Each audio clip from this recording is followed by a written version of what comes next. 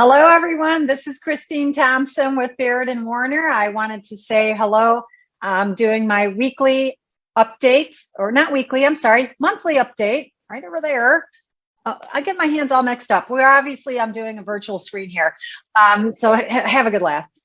But I was out of town last month, so I wasn't able to do an update last month. So I'm just going to kind of go on the fly here and show what I have from a few months ago, or just what's going on closing out this last month of May. So I'm going to skip right to sharing the screen so you can see all the wonderful data that I have for you. Here we go. All right, so welcome to the show. And here's my information. If you do need to get in touch with me, you can screenshot this or just go back and watch this monthly update on YouTube, on my YouTube channel, Naperville Living in Naperville with Christine Thompson. You can find all of my YouTube shows in there and all of my monthly updates. But let's get rocking and rolling here and skip to the first slide. All right, so this was what I had back in March, sharing what the updates were then. And in March, we saw that there was, a 35.5% of new listings and then 17.3 of private listings. And I probably said in my last show that it was amazing how I had heard from one of the MLS people, that of the private listings, only 5% did not allow showings, which really shocked me. I thought most of them were not, but the majority of them are. So let's assume 10% of these are, well, gosh, probably the 15% of these are allowing it. So that with the 35%, that's really 50% of properties that are available out there. And then what went under contract, about 29%. So that's showing inventory's kicking up. That was back in March. Let's take a look at closing out this month now. This is closing out actually May. Okay, I pulled this up, but it should say May at the top. So about 38% new, and then let's say about 10% private, assuming 10% of that is allowing showings. That's about 48%. And then under contract down, only 26%. That's less. So the ratio is changing where the demand is getting a little bit softer. So for you homeowners out there that are sitting on the fence, thinking about when to sell, or just dragging your feet, trying to just take your time clearing out the house and getting it ready for the market, I'd speed up that process and get crunching on it while it still is a seller's market, okay?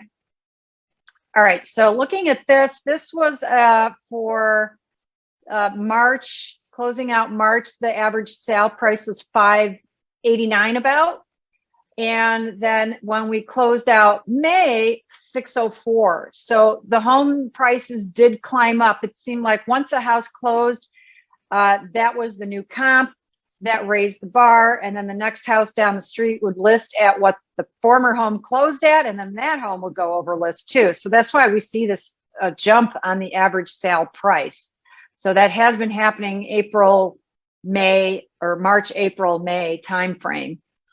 Average market time has continued to go down. So this percentage that you're seeing up here, 55.7%, that's year over year. So from last year of May to this year of May, more than 50%, 56% fewer or shorter time for homes to be on the market before they go under contract, which naturally pushes up the price, which it's, if we looked at this former chart here, prices are up year over year in the month of May, 13.5%.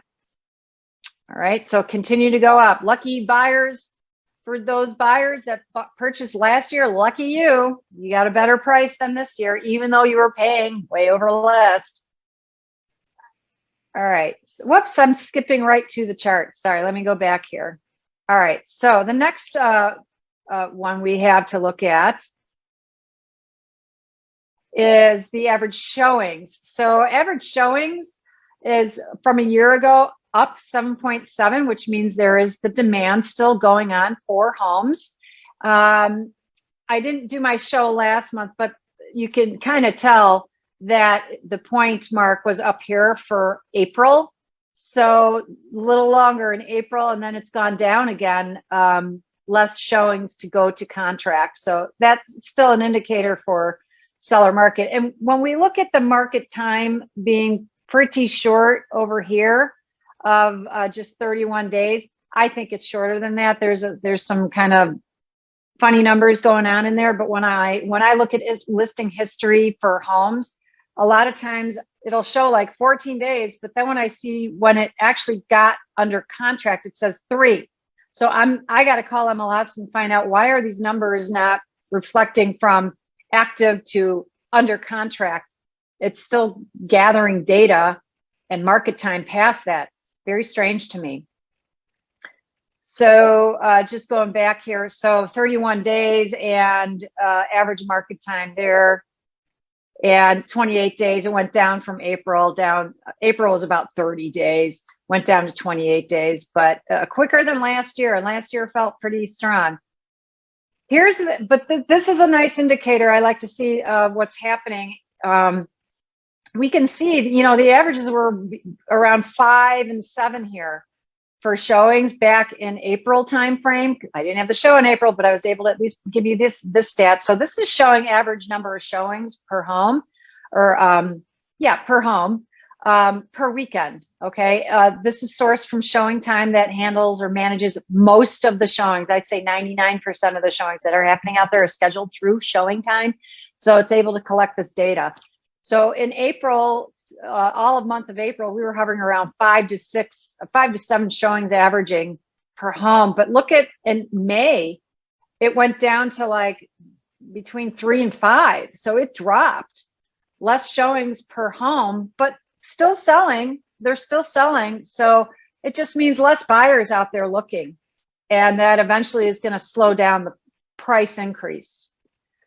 Now, this was in April 5th, the market action index needle showed it was hovering high 50s at 57 and this is indicating how strong of a seller's market is it? Is it kind of soft? Is it sort of a seller's market? Or is it like intensely high? So 57 was a good number. This is what I found interesting. It ticked up 10 points, up to 67 in Naperville. This is for all of Naperville detached homes, okay? So pretty interesting, very, very interesting, because the showings were slowing down, less per house, but this number ticked up. So still seller's market's hanging in there. It's hanging in there, but I'll be interested to see how these numbers shake out for probably like when I do the show. I'm not sure if I'll have a show at the beginning of August. I'll be out of the country. But when I do the September show, that'll be really interesting. So we can see how June and July performed. I'll try to pull up the August numbers too. So we'll have some interesting updates. So this back in March, interest rates, APR 4.93 for a fixed year, 30-year fixed conventional, otherwise hovering just both of them neck and neck here. FHA 4.98, conventional 4.93. That was in March. Now look at it. Ooh. Okay, kind of high. We're hovering right around almost hitting 5.5. Now these are just national averages. This isn't based on your profile. You got to talk to your lender and find out what you would get for an interest rate. But this is just giving you a ballpark about seeing in generalities, averages, that it jumped up quite a bit. Okay, so interest rates, yeah, they're definitely up there. Feds continue to talk about doing several more increases. I've heard might hit 7% by the end of the year. Let's see. But everything is indicating it's probably moving that way. But have no fear. I love this graph. We're hearing about recession. Oh my God, what's going to happen to the housing market? Oh, everything's going to just plunge and we're going to have a real problem. But this is just a fantastic graph to look at. This is all historical data. This is not skewed in any way. And it's showing all the different years we had recessions. Okay. We had a recession 1980, 1981. We had a recession 91, 2001, 2008, and 2020. During 4 of the 6 recessions, home prices still went up.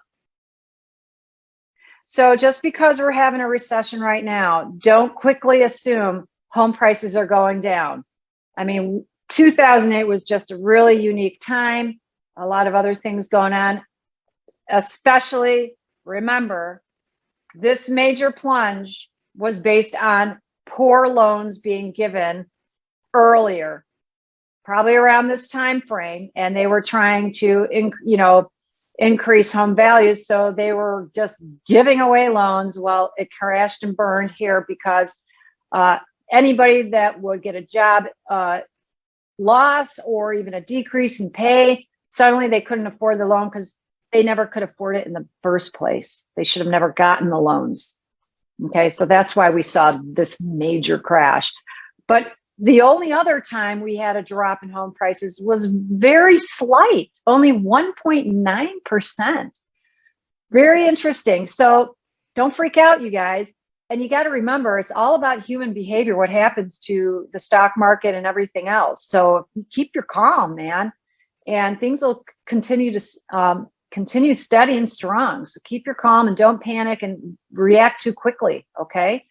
So this graph, what does it prove? That home prices appreciated 4 of the last 6 recessions, which I said, and prices fell only twice, okay? Only in the early 90s and then just in 2008. So today's housing market is nothing like it was in 2008.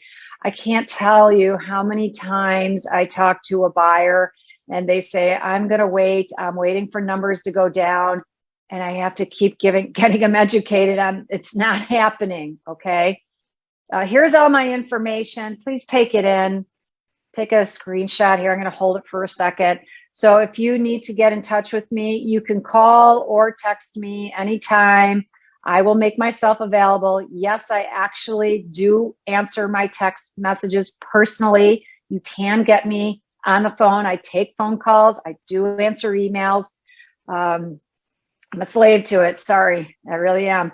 But I love talking to people. I love educating people so that way you can make decisions on the market wisely.